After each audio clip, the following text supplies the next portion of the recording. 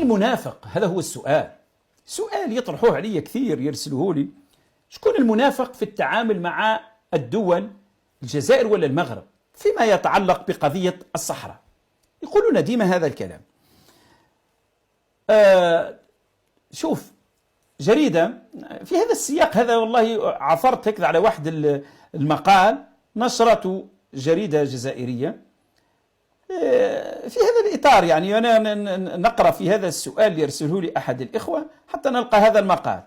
يعني عقب زيارة المبعوث الأممي إلى الصحراء الغربية وبريطوريا وموسكو، نفاق المغرب بدون مكياج، أقام الدنيا على جنوب إفريقيا وخضع لروسيا. خلينا نشوفوا ترى. لم يتجرأ أي من المسؤولين في النظام المغربي على مهاجمة السلطات الروسية بسبب استقبال موسكو للمبعوث الشخصي للأمين العام للأمم المتحدة إلى الصحراء الغربية ستيفان دي مستورا، لتمر هذه الزيارة دون ضجيج يذكر في دواليب القصر العلوي، عكس ما حصل تماما مع زيارة المبعوث ذاته إلى دولة جنوب إفريقيا.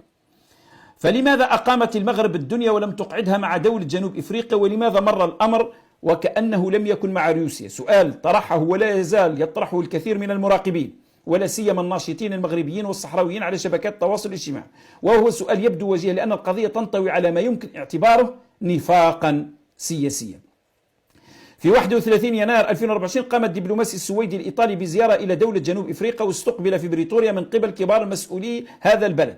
وخلفت هذه الزيارة هستيريا كبيرة لدى النظام المغربي، تظهر من خلال تصريحات العديد من مسؤولي النظام المغربي من المستوى الأول، ما يؤشر على أن الرباط لم تتمكن من هضم ما قام به دي مستورة. المهم راح يحلل في هذه الحكاية، واعتبرها كاتب المقال أنها نوع من النفاق.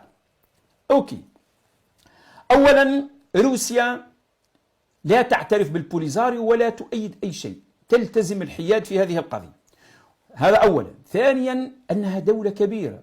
ثالثا أنها من الخمسة الكبار. رابعا أنها تملك حق الفيتو وتستطيع أن تجهض أي قرار في مجلس الأمن فيما يخص قضية الصحراء. هذه، وهي تشجع دائما إيجاد حل لجميع الأطراف، وهذا. إذن هي دولة حيادية في هذه المسألة. وزيارة مبعوث أممي إلى دولة تتمتع بحق الفيتو وهي من الخمسة الكبار والأعضاء الدائمين في مجلس الأمن ما هيش عيب. هو مبعوث الأمم المتحدة، وأهم دول في هذه المسألة هم الخمسة الكبار. إذن ما هي هذه قضية. لذلك زيارته لها لن يضر مصالح المغرب في شيء. هل اللي رايح يتآمر؟ يعني هذا اللي كاتب المقال هذا من لا أدري كيف يفكر. من المفروض أما ذهابه، نقارنه ذهابه إلى جنوب إفريقيا. جنوب إفريقيا دعم البوليزاريو، تدعم ما تسمى جمهورية الصحراء، تعادي المغرب في مسألة الوحدة الترابية نتاعو. المغرب أيضا عنده مواقف منها بسبب هذا. وزيارة دي مستورة إلى دولة تعترف وهي بجمهورية البوليزاريو، وهي ليست طرف، ولا هي عندها تأثير كبير في الأمم المتحدة، ولا هي من الخمسة الكبار، ولا هي تملك حق الفيتو ولا أي شيء. كانت زيارة لدولة مؤيدة.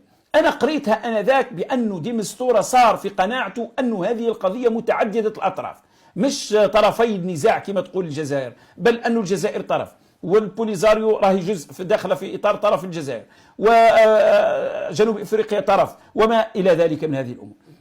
لكن لماذا المغرب راح يقيم الدنيا؟ ليس دفاعا، المغرب راهو عنده المغاربة اللي راح يحللوا هذا الأمر، ولكن نتكلم بواقعية.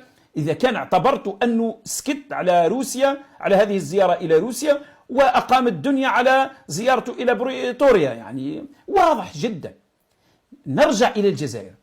ترى الجزائر لماذا أقامت الدنيا ولم تقعدها على إسبانيا، ولم تفعل شيئا تجاه أمريكا عندما اعترفت بمغربية الصحراء؟ القرار اللي داروا ترامب اعترفته، حتى داروا الجزائر أنذاك بيان، والله بيان كل ما عنده حتى معنى هكذا شوي، ونحن نأمل ومش نعرف واش.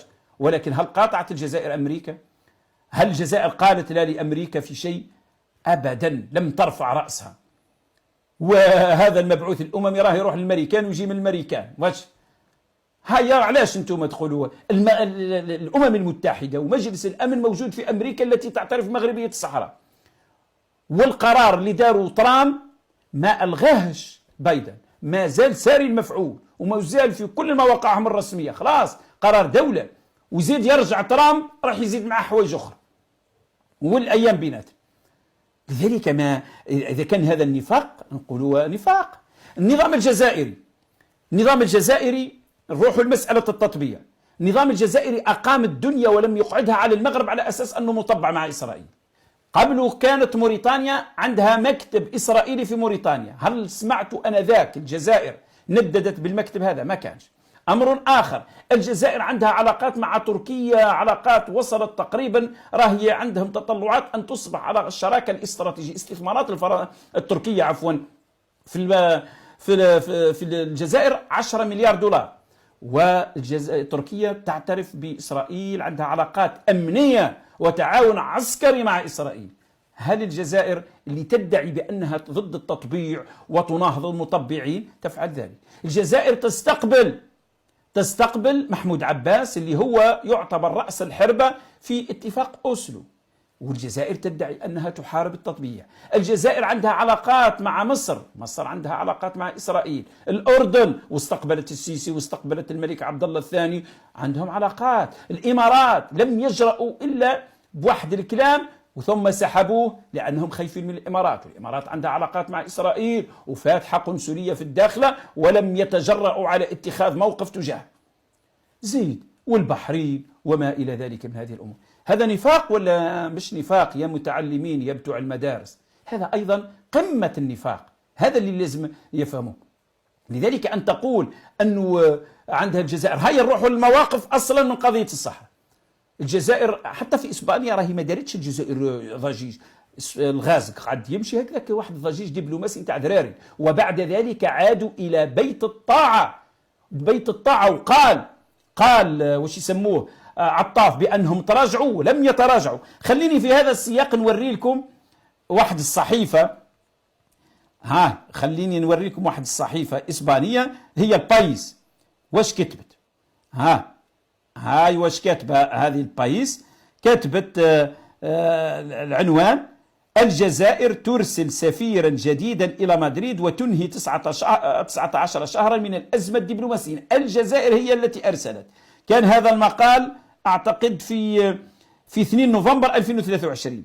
ثم كي قالوا بأنه راهم رجعوا السفير. الجزائر اللي وداخل النص هذا نتاع المقال هذا فيه واحد الفقرة تتحدث تقول: الحكومة الجزائرية هي من تطلب الموافقة على تعيين رئيس جديد لبعثتها بإسبانيا الشاغرة منذ مارس 2022.